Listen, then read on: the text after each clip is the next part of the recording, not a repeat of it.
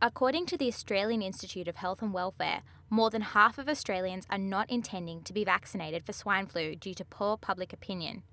The 2010 Pandemic Vaccination Survey showed that Australians have been avoiding vaccination due to the belief that the vaccine, called Panvax, is unsafe. So I think there was a lot of pressure on the Commonwealth Serum Laboratories to be the first, and then you start worrying about its efficacy and its safety. And when it first came out, there were a lot of issues with the TGA about the safety of it. And these things, okay, sure, it's good to come out with the first one, but you still got to look after the patient. Panvax and Panvax Jr. were both thought to have a 12-month shelf life, according to the manufacturer CSL. But the Therapeutic Goods Administration has revised this initial projection.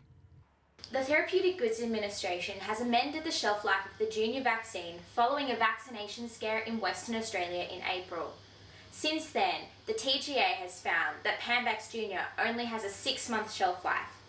This means that many of the vaccines were expired and unusable before the new flu season commenced. All I know is now I've got to throw out all my vaccines because we're now in September, and the Panvax Jr. was outmoded in August last month, and the current adult one's now outmoded. I've got to throw it out as well. Coming at the end of Australia's flu season in September 2009, the timing of the Panvax release is also seen as a contributing factor to the poor uptake.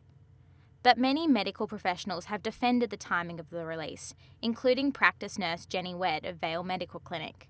That's the best that they could do, as far as I know. It wasn't a bad decision because the overseas travellers were heading into the Northern Hemisphere winter, and they were heading straight into it, which in turn would bring it back into Australia. So they did the best they could as far as I'm concerned. The Federal Health Department says Panvax H1N1 vaccine meets all the rigorous requirements for registration by Australia's Therapeutic Goods Administration and continue to encourage people to get vaccinated against swine flu. This is Mia Steiber for Alive Online.